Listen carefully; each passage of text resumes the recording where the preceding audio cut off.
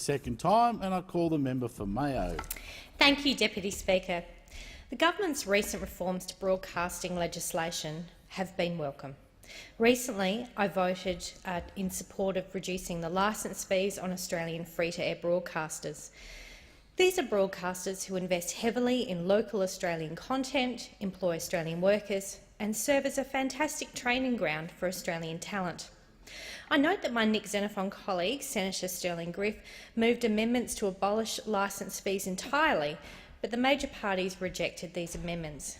Given the incredibly high licence fees that our free-to-air broadcasters face, I was surprised to see that the major parties show no consideration for these amendments, especially when they continue to let other companies pay no licence fees or taxes. As I've stated previously, the biggest competitors to our commercial broadcasters are now multinational content companies such as Netflix, Apple and Google. These companies pay no licence fees and do not invest in local content. The number of Australian jobs they provide are minimal. Facebook, for example, employs roughly 75 people in Australia. NXT has made it quite clear that our position when it comes to these multinational corporations is to impose a turnover tax on these companies to make sure they pay their fair share. And I urge the government to look at the United Kingdom, where a stricter line was taken after it was revealed that Facebook paid only £4,327 in corporate tax in 2014, despite Britain being one of the company's biggest markets outside of the United States. Recently, Facebook announced that it will be paying back over £200 million in tax to the United Kingdom. Given where Australia is with its current budget deficit and considering the revenue lost, which is much needed in the reduction of licence fees, forcing these multinational tax avoiders to pay their fair share would provide us with a significant windfall. Earlier this year, the West Australian newspaper reported that Facebook paid just $814,000 in tax to Australia in 2015, despite their gross revenue being over $30 million.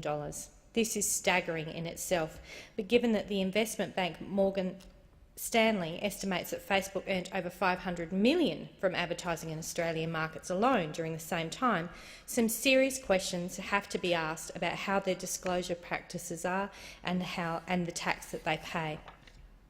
So while I'm very supportive of the reduction in licence fees, there are some aspects to this current legislation that deserve further consideration.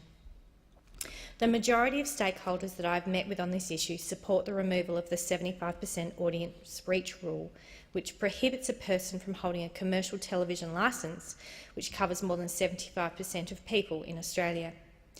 Given the current state of the online media sector, with news from across the world available at the click of a finger or a swipe of a finger, this rule effectively works as a barrier to long-standing commercial broadcasters and disrupts their ability to compete with online content providers.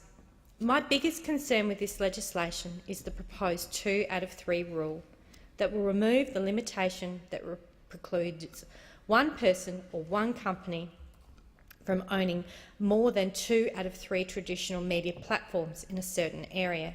These platforms, of course, being television, radio and newspaper. The removal of the 2 out of 3 rule opens up the possibility of mergers and buyouts and the added corporate efficiencies that come with them. Now, while I understand the need for all companies to be as efficient as possible, the real effect of this will be, as the mergers happen, local branches will merge with companies and will scale back their regional workforce. This means there will be less local journalists to cover local issues, and this will impact on regional and rural communities the hardest. I'll give an example to illustrate my point. Mount Barker sits in the heart of my electorate, nestled in the Adelaide Hills. It is serviced by the Mount Barker Courier. The Courier is an independent, family-owned and operated newspaper that's been publishing local news for over 125 years, winning many state and national awards in the printing industry. The District Council of Mount Barker is a region of approximately 30,000 people and it is growing rapidly. It is roughly 40 minutes to an hour from Adelaide, depending on where you live within that region. And as a consequence, many people choose to commute to Adelaide each day for work. Many have no other choice, I might add. However, Mount Barker has news stories and community interests that are very different to those on the Adelaide Plains. and these interests can be lost on people that don't live in the hills. Whether they be local sporting results, updates on infrastructure developments, or local interest stories of Adelaide Hills citizens, this gap is filled very admirably in local media by the Mount Barker Courier. My concern is that given the geographic proximity to Adelaide, a merger under the proposed legislation would see the local media reporting specifically on Adelaide Hills issues removed. I fear the impact of this would be a decline in rural communities knowing what is going on in their rural communities. Now, I understand there's going to be minimum local content required included as part of this legislation, but this will only do so much to alleviate the problem that can be easily foreseen. In my electorate, there are 5 high-quality regionalised local newspapers that service our community admirably. Each one of their services has their own niche. I've talked about the Mount Barker Courier, which services the Adelaide Hills, and a 20-kilometre drive south of there, which is around 30 minutes unless you're behind a tractor, which takes a lot longer, is Strathalbyn, which is serviced by the Southern Argus. When you enter Strathalbyn, just 30 minutes south of there, you enter the readership of the Victor Harbour Times, which provides content specific to the southern communities of Goolwa, Victor and Middleton, the Fleurieu Peninsula.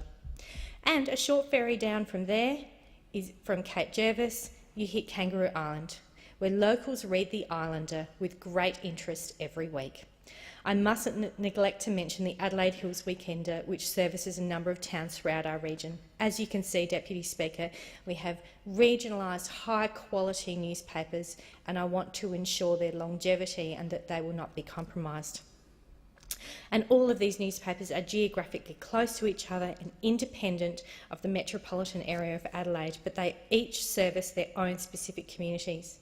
My concern is that with the lifting of the restrictions of media ownership, papers such as these will be under the threat of merging, and regional communities like mine will have media distributed to them from people who work in the cities. At the very least, the local flavour that adds so much colour to these outlets will be lost. The removal of community-minded media outlets has already begun in South Australia, with long-time favourite, our local Channel 44 being forced to transition from free-to-air broadcasting to purely online as part of the Prime Minister's decision in 2014 in his capacity as previous Minister for Communications. This was done to clear broadcasting space for the commercial networks. Many of the viewers on Channel 44 are elderly and they will not be able to watch their favourite channels anymore because they possibly don't have internet or have a computer at home. And I think this is a great travesty for Channel 44 and for community television more broadly. Removal of the 2 out of 3 outlet could lead to a smaller number of media owners in Australia, which in turn leads to less media diversity. Media diversity is a fundamental part of our free and democratic nation. The public deserve the right to have news and current affairs delivered to them by different sources, and therefore it creates a more informed and engaged nation. An engaged nation is a great nation, and we should not allow any legislation to lessen the media diversity in our country. And we should make sure that we look out for our local radio stations, our local newspapers and our local television broadcasters. Everyone in regional Australia, I think, will join me in stating how important they are to our local communities.